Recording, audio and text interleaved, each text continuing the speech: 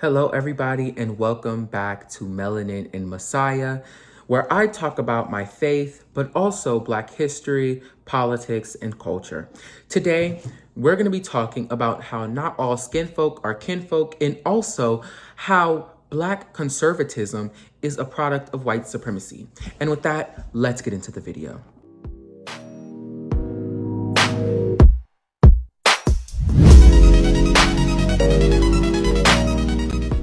So let's start this conversation off with a question, right? If I were to tell you that the most effective defenders of white supremacy in America today were actually members of the Black community, would you agree with me? Now, I'm not here to call anybody a traitor in some shallow name-calling way. I am talking about a system that has learned to weaponize the very people who it oppressed, right? And it doesn't force anybody into anything. In fact, it rewards somebody for doing the right thing. So people like Candace Owens, Byron Donalds, there's a reason they exist. There's a reason that the media amplifies them. And there's a reason that they keep on saying exactly what the system wants to hear, right? It's a product of white supremacy. And once you understand what that means, you can't unsee it. So let's define this, because people like to get so mad at me and scream at the hilltops whenever I say that Black conservatism is a product of white supremacy. So when I say people like Candace Owens, Byron Donalds, and there's a YouTuber, her name is Amala, and her name is unapologetic or something like that. When I say that people like that are products of white supremacy, I'm not saying they are white. I'm not saying that they're a raccoon or nothing like that. I'm not saying that they consciously hate the Black community. I'm in fact saying that they have their whole worldview has been shaped by a system that was literally built to maintain white dominance. And that system rewards and reinforces it. White supremacy is not just the Ku Klux Klan. It's not just extremist groups like the Proud Boys. It's a system. It's set up structures, incentives, and cultural norms that maintain racial hierarchy. And like any system, it rewards behaviors that sustain it, and it punishes behaviors that threaten it, right? So when a Black person learns that saying something or saying certain things get them booked on Fox News, invited to the White House, or signed to a speaking tour, then the thing about it is they're going to keep on doing it. And if somebody learns that saying other things can get them ignored or blacklisted, they adapt. That's innate. That's something that's human. But that adaptation does not just help the individual survive, it helps that racist system survive. So one thing we have to also understand is the fact that white supremacy evolved, and it learned that explicit racism is bad branding. It's bad for branding, right? So instead, it finds Black voices who will say the quiet part out loud and then frame it as personal responsibility or telling the hard truths. Then these figures, these people, become proof that the system works, right? So then a white supremacist can go and say, see, look, a Black person is agreeing that racism is the problem, right? So it allows proof for the system to keep on going. On top of that, it is not just independent thought. It is a reward system that is working exactly as it's designed, right? So let's break down the reward system and how it actually works. First of all, we have to understand there's media amplification. There is a massive asymmetry in who gets platformed. Progressive Black voices always get framed as controversial, as radical, as divisive, while we see Black conservatives getting treated as brave truth tellers. Why is this? Because what they say is usually useful to the people who own those platforms. When Candace Owens says Black people aren't being oppressed, they just need to be more responsible. They need to act more responsibly, right? That is used and that is celebrated by white audiences who are looking for permission to stop thinking about racism. Second of all, we see political appointments and access. Byron Donalds is a sitting congressman. I feel like I'm talking fast here. I'm sorry, you guys. Let me stop. Byron Donalds is a sitting congressman, and he has defended Donald Trump's record on race, which, if you understand what his record is, he said about the Proud Boys, who is a racist white nationalist organization. He said there were good people on both sides when they were marching with tiki torches, right? Donald Trump, who has support from the modern day Ku Klux Klan, who has support from some of the most racist people in America, who has endorsed some of the most racist politicians in America, right? He opposed Byron Donalds. Let's get back to Byron Donalds. He opposes voting rights protections. He argues against reparations. He does continue to do these type of things. And you want to know what he gets? He gets primetime speaking slots, endorsements from white supremacists, and votes from white supremacists, and a future in the Republican Party. Meanwhile, what are we seeing with Black progressive politicians who are actually fighting for their communities? They're getting called socialist. They're getting called, which I don't have an issue with socialism, but, you know, our political system has a big issue with socialism. But socialists and radicals, third of all, let's get into the fact that there is financial incentives. There is financial incentive in being a conservative either way, because there's always going to be a bunch of white supremacists, a whole bunch of people who are going to jump on that bandwagon right there with you, conservatism. But black conservatism in specific, right? We see speaking fees, right? They speak in front of a whole bunch of people. We see book deals. We see media contracts. We see think tank positions. For example, I spoke about her earlier. This girl named Amala. Her name on YouTube is Unapologetic. I'm gonna link her down below. She works with PragerU, and she tells a false reformist history, right? And all of these things flow more freely to Black conservatives than to Black progressives when we see all of these different things, all of these different deals, right? So, and it's also, and it isn't, and it, like, relative to the audience size, like, we see more Black conservatives than Black progressives. But also understanding that the market, the system, the racist system, rewards content that makes white audiences comfortable. And that's just the truth. Fourth, there is a psychological reward to Black conservatism. So when you're a Black person in a predominantly white area, in a PWI, and you criticize other Black people, the thing about that is you get approval. So you get told that you're one of the good ones. And that acceptance is intoxicating, right? So when I was younger, I was in fact I had more conservative views. And when I was in whiter areas, because I used to go to a private school, when I was in whiter areas, it was more acceptance. When you as a Black person are speaking, I'm a conservative, I'm a Republican, I'll do this, I'll do that.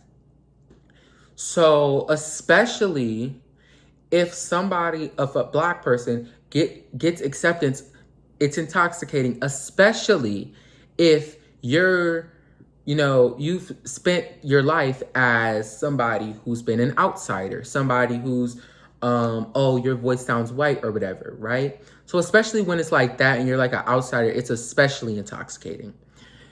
And the thing about it is the system knows this. The system knows this, and it uses belonging as a reward to keep you in line. And the system does not need you to be threatened.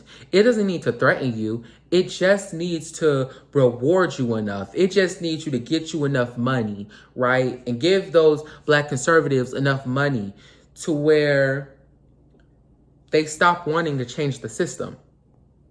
So next, let's talk about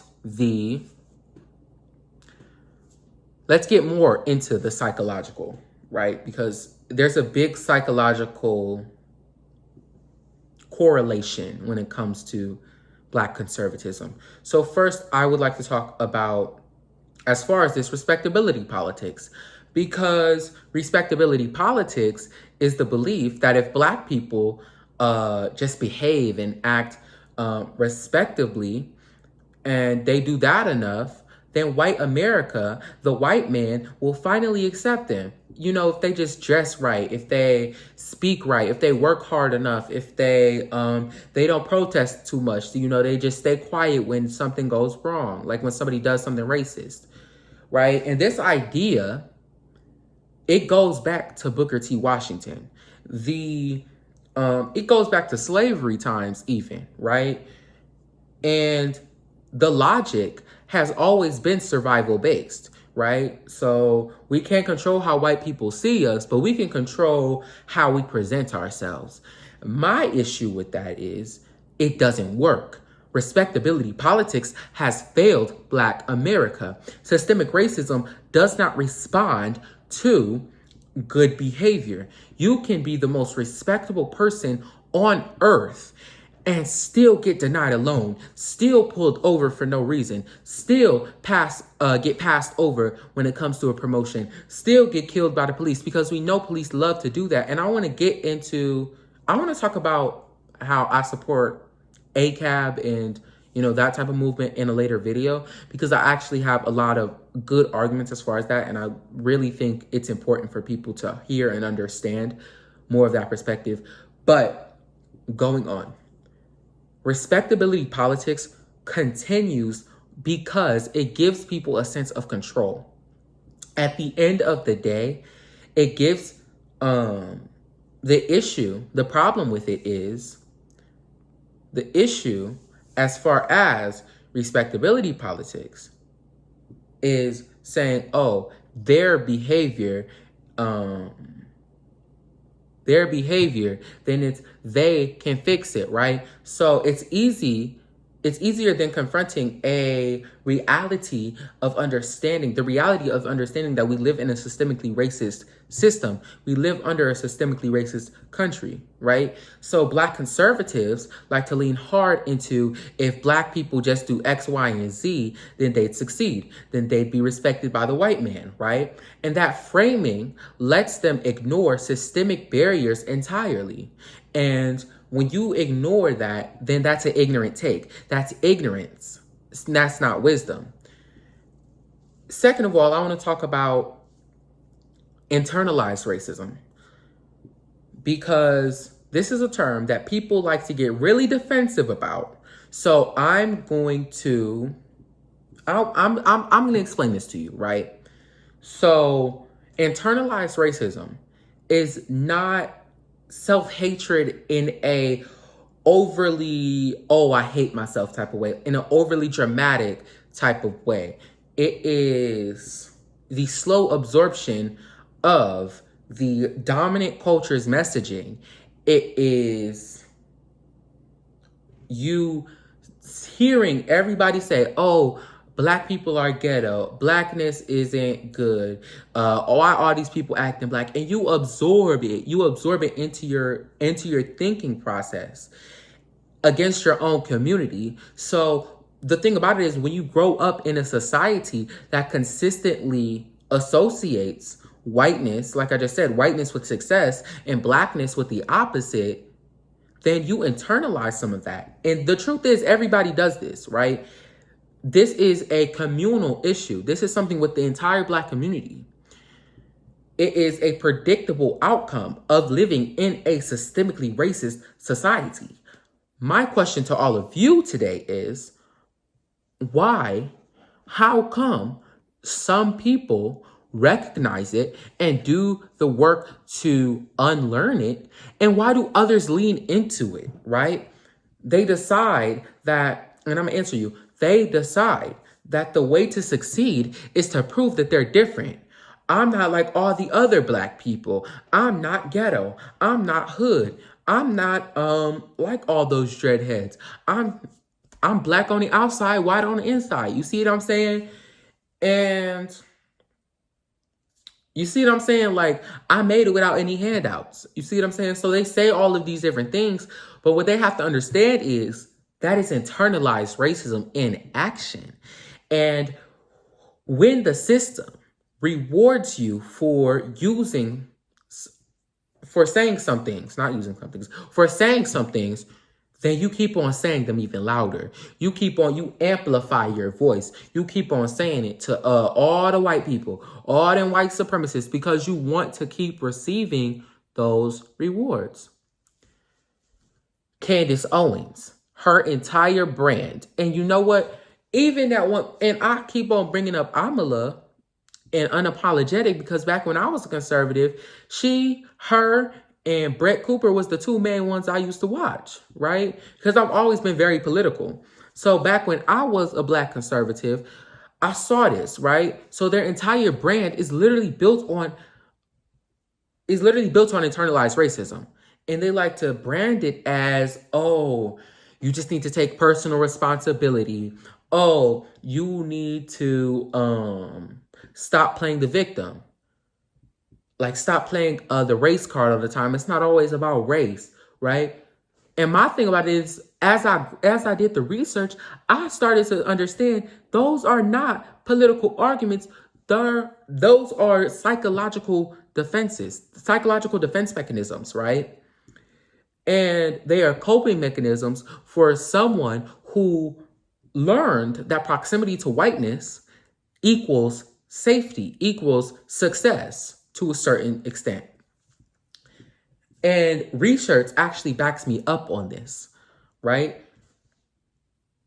Studies have actually shown that internalized racism correlates with higher psychological distress. That means anxiety and depression and so on and so forth.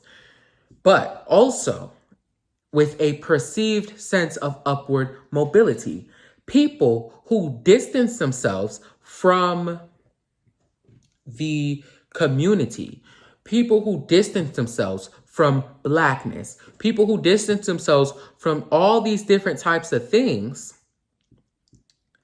often feel more successful even when their objective conditions have not changed, right? And the thing about that is that's a trap from the system. That's a trap from the systemically racist white supremacist system that we live under. And the system gives you just enough. It's going to give that black conservative just enough to where they keep them in the game, to where they keep them wanting to, oh, I'm going to keep on saying this personal responsibility. I'm going to keep on doing this. I'm going to keep on doing that, right? But they don't give them enough to change their material reality, right? So you're still a black person living in a systemically racist country, in a systemically racist society, but you just stop fighting back because you got rewarded by the white supremacist system, right? So now let's talk about what these figures actually do. Because people like Byron Donalds use their power to oppose voting protections, affirmative action, diversity, equity, and inclusion, right? And even what I just named, those are band-aids, right? They don't even fully fix the system. The system is still systemically racist with or without diversity, equity, inclusion, affirmative action, and voting rights protections.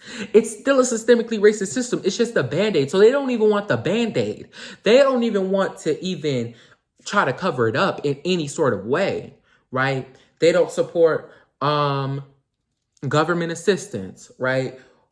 So the thing about it is nearly every policy that is shown to put a band-aid over or to reduce racial inequality. I put that in air quotes because we still live under a systemically racist country, and you can't reform something that is essentially broken, something that is designed and doing what it was designed to do. But like I said, something that reduces racial inequalities. That's not right. When a white politician takes these positions, it's expected. We expect them to, right? When I first see somebody who's white, I expect them to be more conservative. I expect them to take some of these stances to say, hey, I don't know if I believe in systemic racism. I don't know if I believe in this, that, and the third, right? But then I see who they really are. I see their views and I'm like, oh, okay, maybe. But you see what I'm saying? But when the white supremacy is coming from a black politician, it's weaponized, right? When it comes from a black person, it's weaponized. That's psychological, right? So then the white supremacists can say, see, look, even a black person thinks that these programs don't work, right? So it's a shield, essentially, right? So what Byron Donalds, what Candace Owens, what Tim Scott, what Clarence Thomas, what Amala, whatever her name is, right? When they allow white conservatives to deflect accusations of racism, what they are doing, they are being living proof that oppression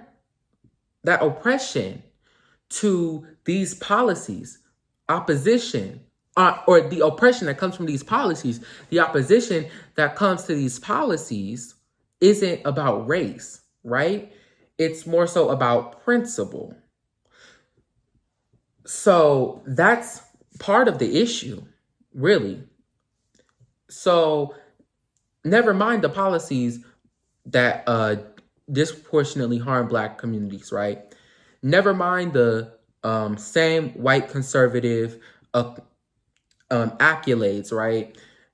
And the white conservatives who applaud people, the people I just named, Byron Donalds, Tim Scott, Clarence Thomas, so on and so forth, who would never support black progressives, people who are fighting for the black community, black radicals, so on and so forth.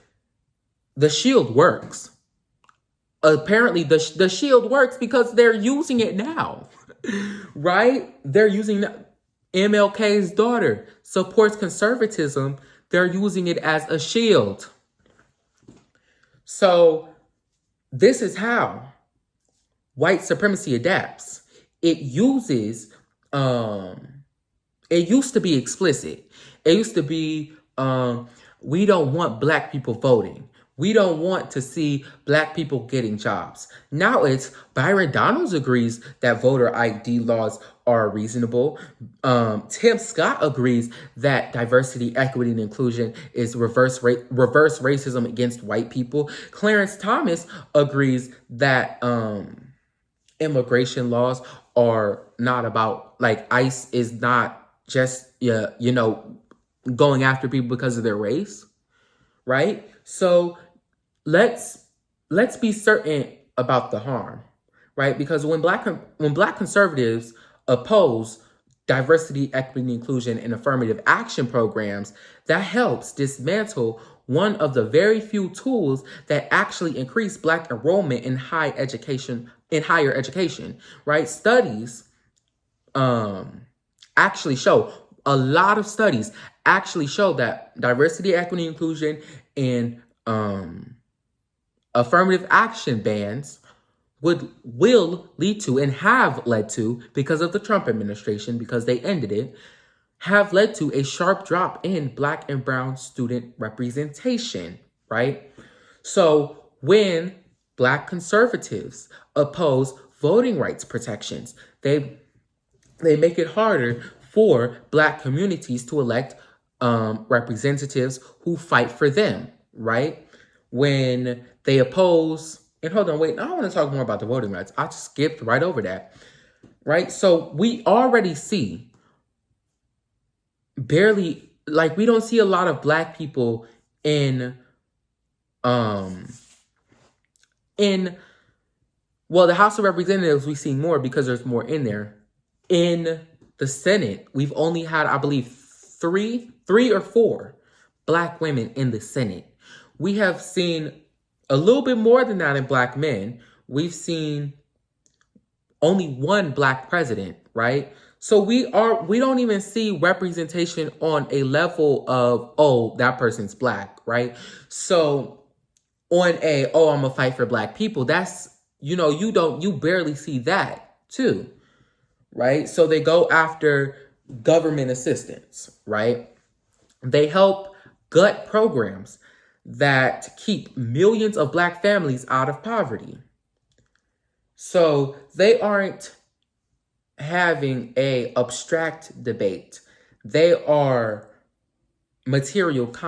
these policies are material consequences of Black conservatism, of conservatism in general, right? But this isn't about all conservatives, because I don't care. I truly don't care if a white person is conservative. I'm being honest. I do not care. I could care less. But because I'm a Black radical, because I care about the Black community, because I'm somebody who cares about Black voices, I want to address Black conservatism. And this is probably going to be my only video talking about it, because I don't believe in truly giving them that much of a platform, that much of a, right? So here's the worst part. This is what makes it worse for me. The Black community spends an immense amount of energy defending against attacks from within. So every time Candace Owens goes on her show, the community has to respond. Every time Byron Donalds votes on the Congress floor, the House of Representatives floor, activists have to mobilize to counteract that narrative, right? So we spend so much energy in responding to Black conservatives, to platforming Black conservatives and doing all of this, right? That's energy that could have been spent organizing and building power. Black conservatives don't just fail to help, they actively drain resources from the cause. So representation without advocacy is literally just decoration. And decoration does not protect you. Decorations don't protect you when the system comes for you at the end of the day, right? And also, I want to address all and any counterpoints really quickly, because whenever I scroll on TikTok, I see white conservatives, Black conservatives, conservatives in general, trying to counter all these different points that I'm trying to make and trying to counter it. So first of all, I saw a lot of people asking, aren't you just attacking Black people who think differently?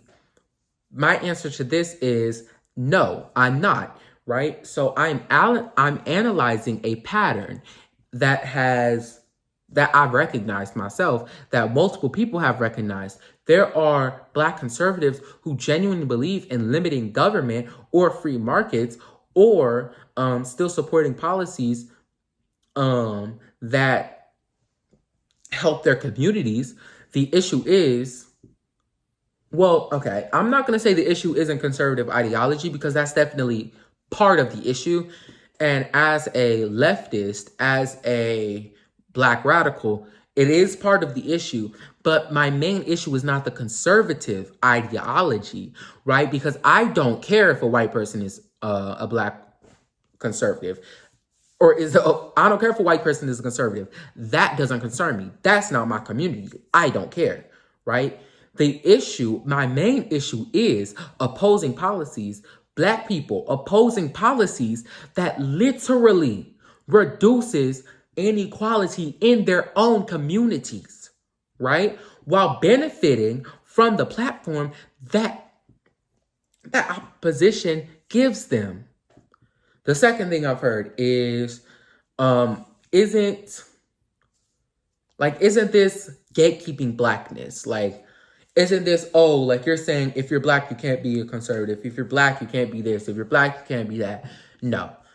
There is a difference between having a difference of opinion and actively working against your own community, actively working against your own community for material, for your own personal gain, right? So you're basically literally hurting your community. And there's studies, there's things that show that you're hurting the community for your own interests, right? So if a policy harms Black people disproportionately and you as a Black conservative support it, and your platform specifically because you as a Black conservative support it, that deserves scrutiny. That deserves somebody saying something to you about it. That deserves something being said.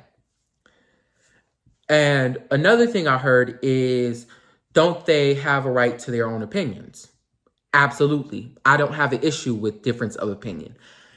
As a leftist, as a libertarian leftist, right?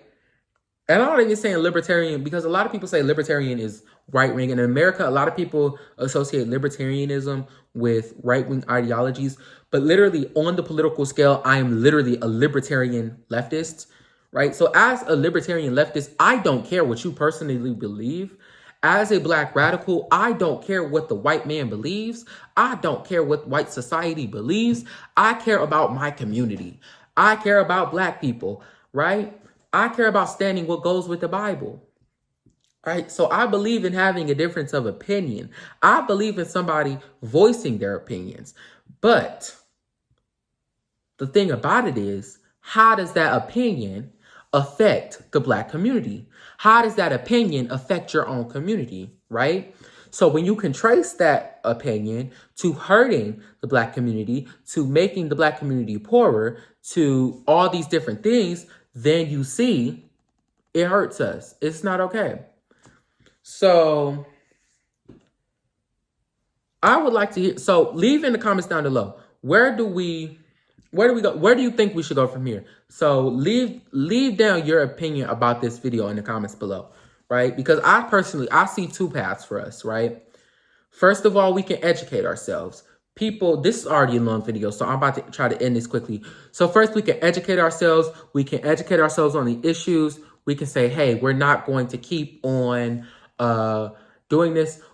Or we can stop amplifying, right? So we could stop giving Black conservative platforms. We could stop all this. We can stop we can stop screaming at the hilltops whenever Black conservatives voice any opinions, right? So at the end of the day, white supremacy doesn't need to defend us, right? Does not need to defeat us. I'm sorry. We need to fight it. We need to fight white supremacy.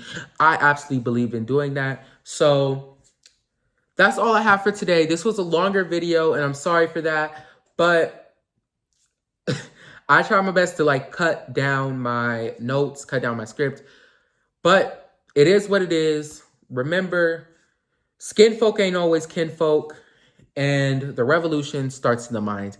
Have a blessed day. Love you. Bye.